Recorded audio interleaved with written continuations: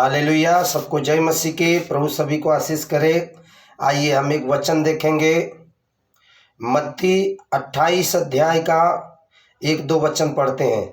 शब्द के दिन के बाद सप्ताह के पहले दिन पे फटते ही मरियम मगदलनी और दूसरी मरियम कब्र के देखने आई, और देखो एक बड़ा भूकंप हुआ, क्योंकि प्रभु का एक स्वर्गदूत उतरा और पास आकर उसने पत्थर के लुढ़का दिया और उस पर बैठ गया।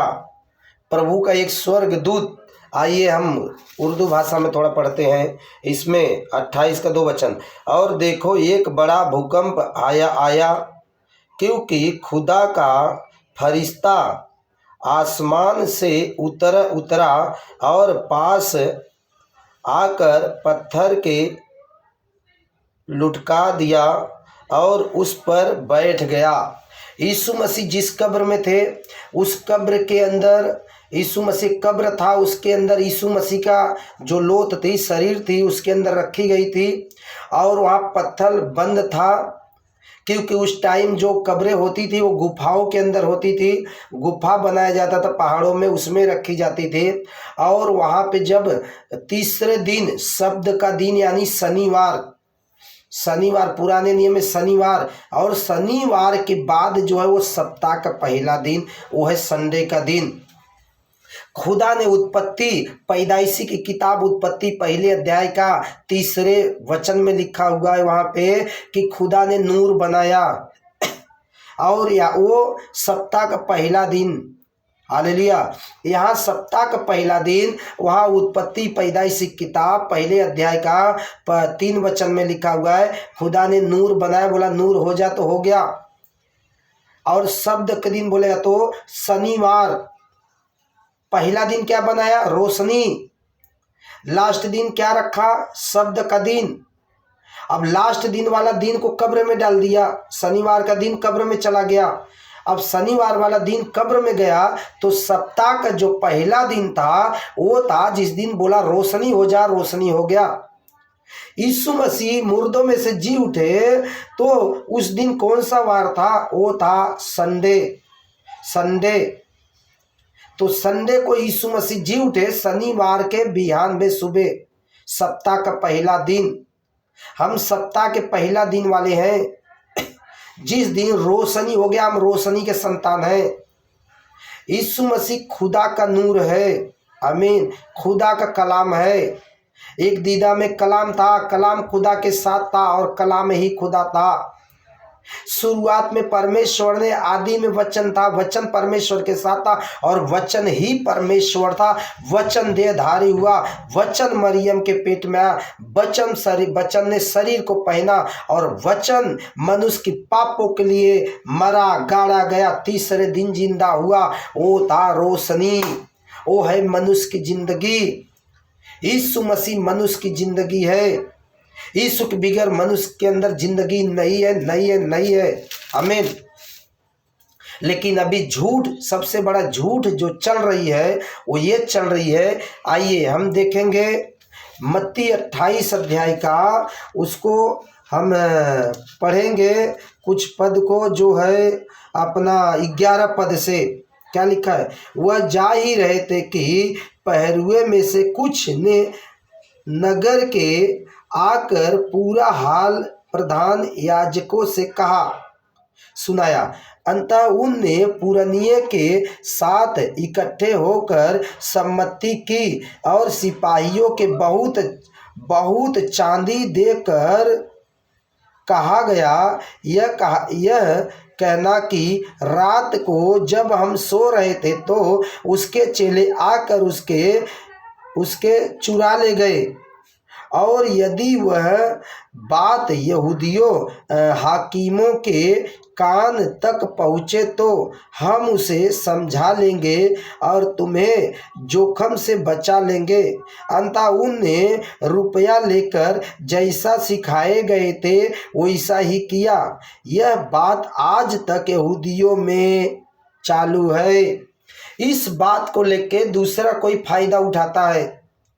उनका कहना, कुछ लोगों का कहना यीशु मरे ही नहीं, जबकि बाइबल खुदा की जीवित कलाम, जिंदा कलाम कह रही है, ये कह रही है कि यीशु मसीह मारे गए, गाड़े गए, तीसरे दिन जिंदा हो गए। वो था संडे का दिन, वो था यीशु मसीह जो जिंदा हो गए, वो थी रूह। हालेलुया। और वहां पे पैसा, बहुत पैसा दिया गया, चांदी दिया गया उनको कि तुम इसको झूठा साबित कर देना, यीशु मुर्दों में से जिए ही नहीं। आज ये बात बहुत लोग बोलते हैं, यीशु मरे ही नहीं, यीशु गाड़े ही नहीं गए।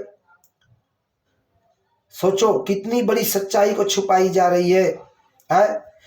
शैतान इस बात को यहूदियों के दिमाग में, जो यहूदी थे वहाँ पे, उनको जब मालूम पड़ा, कुछ जो शब्द के दिन मानते, जो मूसा के नियम को मानते थे, मूसा की व्यवस्था को मानते थे, उन लोग पूरी तरह व्यवस्था को क्या किए, मानते थे, लेकिन उसमें से घटाने बढ़ाने लगे, तोड़ने लगे। और उस बात को लेके इन लोग ने झूठा साबित करना चाहा, यीशु मरे ही नहीं। सच्चाई को झूठ में बदलना चालू कर दिए। लेकिन सच्चाई सच्चाई होती है। सच्चाई अगर इंसान दे रही है तो वो झूठा साबित हो सकती। जब खुदा खुद वो पाक रूह है, उसकी रूहें मनुष्य के अंदर है, उसकी रूहें जगत के अंदर है, रूहें बातें करती है, रूहें इंसान को बदलती है, उसकी आत्मा जगत में, उसकी आत्मा हमसे आपसे बातें करती है, तो इंसान क्यों नहीं बदलेगा? इंसान क्यों नहीं विश्वास करेगा? आमीन। उसकी रूह आज बातें कर रही है, उसकी आत्मा, परमात्मा की आत्मा बातें करती है। यीशु जिंदा है, यीशु जिंदा है। कहाँ लिखी गई है बाइबल में? ये भी मैं आपको बताता हूँ कहाँ लिखी गई है। यूहन्ना पुस्तक, हालेलुया, यूहन्ना पुस्तक में लिखी गई ये बातें हैं। हम पढ़ते हैं 15 अध्याय का 24 वचन से लेके हम पढ़ रहे 26-27 तक। सुनो, यदि मैं उनमें काम न करता जो और किसी ने नहीं किया, तो वह पापी नहीं ठहरते, परंतु अब तो उनने मुझे और मेरे पिता दोनों को देखा और दोनों से बैर किया। यह इसलिए हुआ कि वह वचन पूरा हो जो उनकी व्यवस्था में, शरीयत में लिखी गई है। वो पूरा हो करके मैं मरूंगा और गाड़ा जाऊंगा और तीसरे दिन जी उठूंगा। लेकिन जो ये बात को नहीं मानते हैं, वो परमेश्वर से भी, परमात्मा से भी, ईश्वर से भी, खुदा से बैर करते हैं और यीशु से भी बैर करते हैं, उसके रूह से भी बैर करते हैं। हालेलुया।